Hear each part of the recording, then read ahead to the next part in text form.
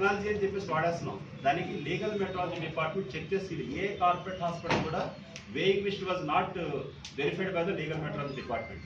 Number 2, ఈ hospitals ఏం చేస్తున్నారంటే డాక్టర్స్ని 1,00,000, 2,00,000 శాలరీస్ తీసేసుకొని వాళ్ళు ఏం చేస్తారంటే ఏ డాక్టర్ పేరు మీద ఆ డాక్టర్ మీద లెటర్ హెడ్ ఇవ్వరండి. మీరు చాలా కార్పొరేట్ హాస్పిటల్ అబ్జర్వ్ చేస్తే వాళ్ళు ఏం చేస్తారంటే లెటర్ హెడ్స్ ఏ హాస్పిటల్ పేరు ఉంటుంది. That's all. As per medical association, Indian medical association ప్రకారం ఏంటంటే ఏదైతే డాక్టర్ ప్రిస్క్రిప్షన్ ఇస్తున్నాడో కంపల్సరీ లెటర్ హెడ్లో 4 పాయింట్స్ మెయింటైన్. ఒకటి, డాక్టర్ యొక్క పూర్తి పేరు, డాక్టర్ యొక్క రిజిస్ట్రేషన్ నెంబరు, డాక్టర్ చదువుకున్న చదువు, క్వాలిఫికేషను, ఏ రోజైతే డేట్ ఆయన ఇచ్చాడో ప్రిస్క్రిప్షన్ డేటు, ప్లస్ ఎవరికైతే పేషెంట్కి ఇస్తున్నారో పేషెంట్ పేరు, పేషెంట్ యొక్క మేలా ఫిమేలా వయసు అనేది రాసిన తర్వాతే ప్రిస్క్రిప్షన్లోకి వెళ్ళాలి. రెండోది, గీకడం కూడా ఏదో నేను తాళ్ళు గీసాను కనపడడం కూడా కాబట్టి చాలా క్లియర్ స్పష్టమైన ఆదేశాలు ఏమున్నాయంటే whatever the medical prescription చేస్తున్నారో ఒక కామన్ మ్యాన్ కూడా ఇంగ్లీష్ వచ్చిన ఏపీసీ వచ్చినప్పుడు అర్థం చేసేలా ఉండాలండి. ఇలాగే జరిగినప్పుడు we have every right to ask అండి. మనం ఏం చేస్తామంటే మనకున్న ప్రాబ్లమ్స్ వల్ల ఏంటంటే అక్కడ చేస్తే దేవుళ్ళగా మనం ఊడిపోతున్నాం.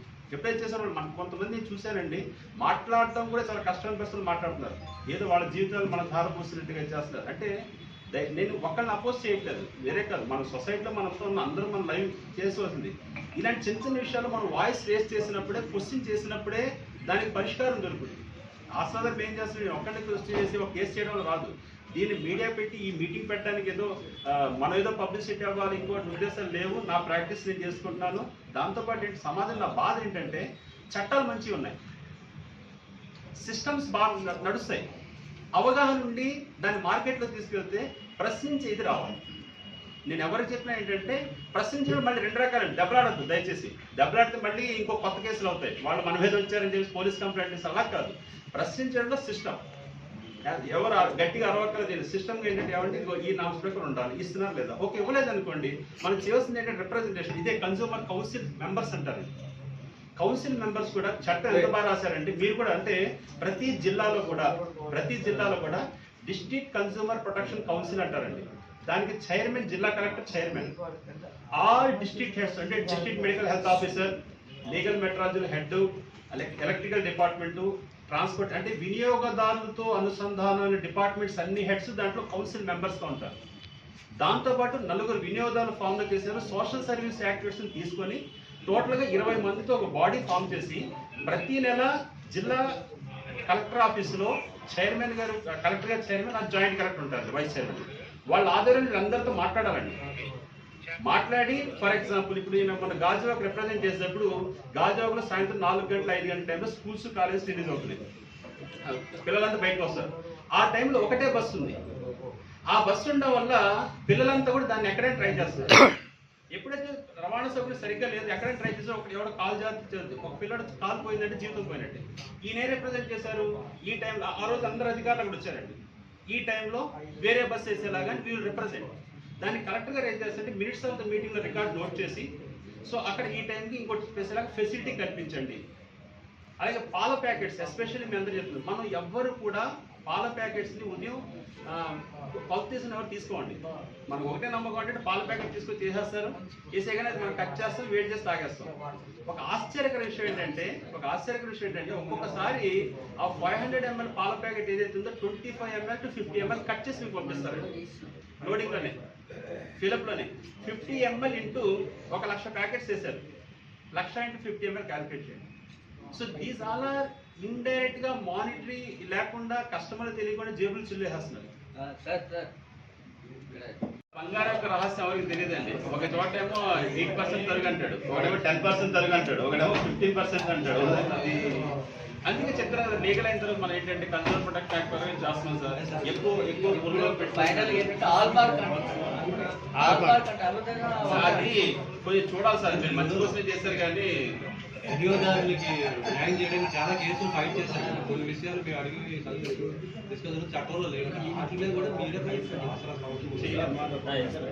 చేయలేము. అంటే నేను యాక్ట్ అయిన తర్వాత కొన్ని విషయాల్లో ఫైట్ చేసిన తర్వాత జరగమని తెలిసిన తర్వాత దాన్ని చేయట్లేదు నేను. ఎందుకంటే మన టైం వేస్ట్. అది ఇంకొకటి ఏంటంటే టైం వేస్ట్. ఇప్పుడు చాలా మంది జర్నలిస్టులు కూడా కొంతమంది వినియోగదారులు ఇబ్బందులు సమస్యలు ఉన్నాయి. మేము కొంచెం మీ ఆసరా నేను ఆల్వేస్ నాకు విజయవాడ చాలా ఫ్రెండ్స్ ఉన్నారు.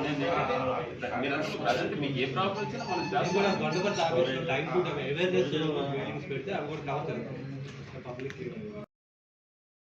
చెప్పండి మీకు రైట్ ఉందండి. విషయం అంటే నేను చెప్పేది ఏంటంటే సార్, నేను లా చదవకముందు అంటే లాయర్ కాకముందు ఎక్కడ అంటే నేను రోటరీ క్లబ్లో చేశాను లైసెన్స్ అంటే ఒకటి నాకు సేవ అనేది నచ్చింది. లా చదవకముందు ఏంటంటే ఎక్కడ అన్యాయం జరిగినా సరే వీళ్ళు తాట తీసేయాలి ఇలా చేయాలని ఉండేది నాకు. లా చదివాక నాకు అర్థమైంది ఏంటంటే లాయర్ అయిన తర్వాత అర్థమైంది ఏంటంటే మనం ఎక్కడ పడితే అది ఏది పడితే చేయలేము, పద్ధతి ప్రకారం చేయాలి, యాక్ట్ ఏం చెప్పింది అదేం చేయాలని నేను నేర్చుకున్నాను. ఇంకోటి ఏంటంటే ఇప్పుడు ఇలాంటి విషయాలు ఏవైతే ఉన్నాయో యాక్ట్ లో, కన్స్యూమర్ ప్రొటెక్షన్ యాక్ట్ లో ఒక వస్తువు ఎంఆర్పి కంటే ఎక్కువ అమ్మితే నువ్వు కేసేసి ఆ డబ్బులు వెనక్కి తీసి కాంపన్సేషన్ తీసుకోమని ఉంది. కానీ ఇదాకా యాక్ట్ లో ఎక్కడ కూడా అండి ఎంఆర్పి కంటే తక్కువ అమ్మితే ఏం చేయాలో అనేది లేదు యాక్ట్ లో లేదు. లేని దాని గురించి నేను మాట్లాడాను అధికారం నాకు లేదు. లేదు కాబట్టి ఎవరిని అడగాలి? కలెక్టర్ అడగాలి. Because is the administrative officer.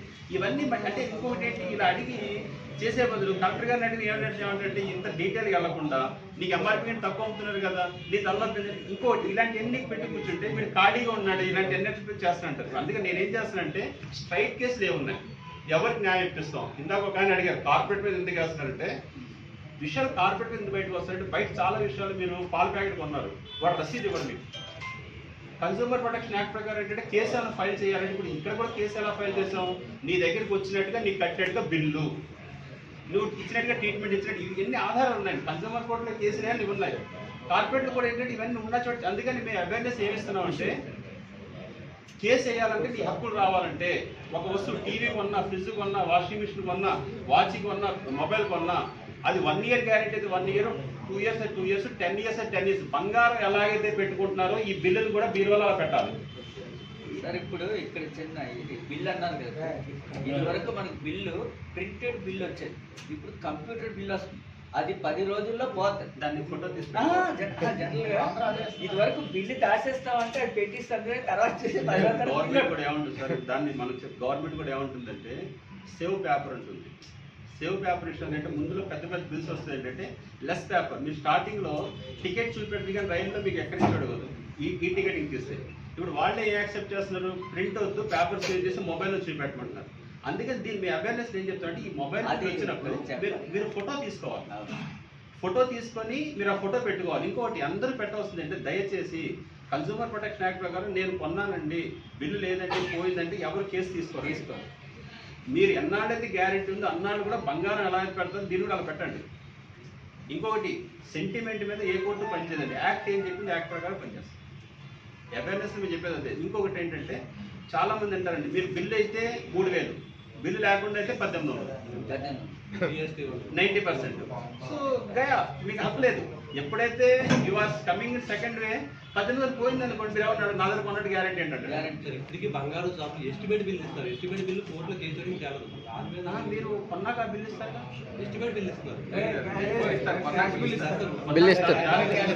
అది కన్స్యూమర్ లేకపోవడం.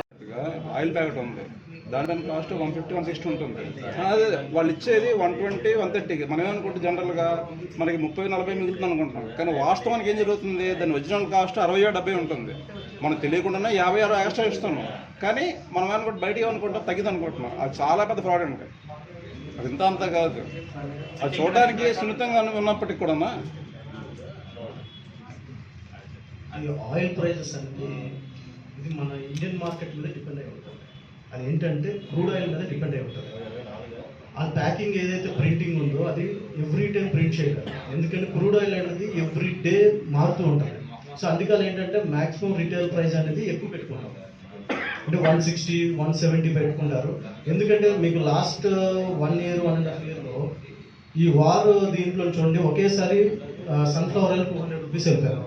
కానీ వాళ్ళ ఎంఆర్పి వచ్చేసి 160 రూపీసే ఉంది. సో అగైన్ మళ్ళీ ఏం చేసింది గవర్నమెంట్ నామ్ ప్రకారం మళ్ళీ రీప్రింట్ చేశారు. కాబట్టి ఇలాంటి ఇష్యూస్ని కవర్ చేయడానికి వాళ్ళు మినిమం 33% ఎంఆర్పికి దీనికి వాళ్ళు అమ్మే సెల్లింగ్ ప్రైస్కి అది ఉంచుతారు.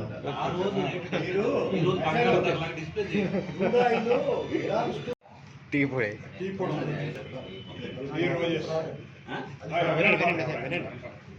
అది 3 రోజెస్ అమ్ముతారు కదా. 250 గ్రాములు పావు కేజీకి రేటు ఒక దగ్గర షాప్లో. అదే వేరే షాప్లో 275 గ్రాములు అదే రేటు ఉంది. వేరియేషన్ అయితే ఎక్కడ ఉంది? కార్పొరేట్ కంపెనీస్ ఏం డేట్ అదే చేస్తారు? ఉంది, డేట్ అదే ఉంది మీకు. అది ఎందుకంటే మేము అక్కడ గ్రామ్స్ ఎక్స్ట్రా అట్లీపాలెంలోని దాల్రాజ్ షాప్ అని ఏదో ఉంది. అక్కడ మీకు ఉంటే 250 గ్రాములే ఉంది, అదే రేటు. సేమ్ అదే ఇక్కడ రాబోతుకి ఇది బిగ్ బజార్ రొట్టి మీద తీస్తారు.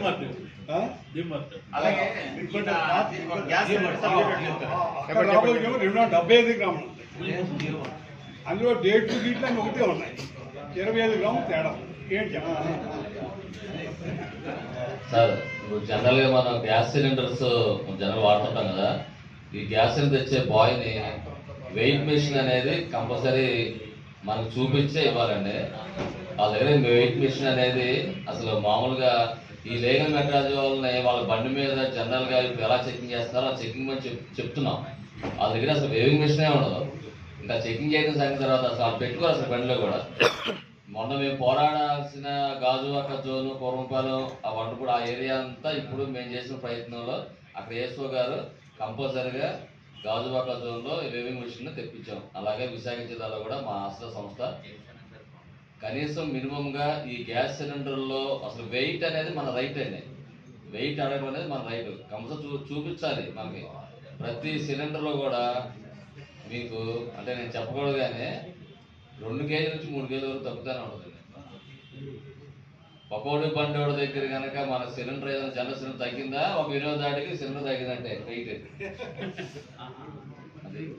అది మనం వెయిట్ మన రైట్. ఆ వేస్ట్ మెజర్మెంట్స్ వాళ్ళని ఖచ్చితంగా మేము చెప్పాము, వాళ్ళు చేస్తా అన్నారు. ఈ నెలలో కూడా విశాఖ జిల్లాలో కూడా మొత్తంగా కలిసి ఒక సర్వే చేపిస్తున్నారు.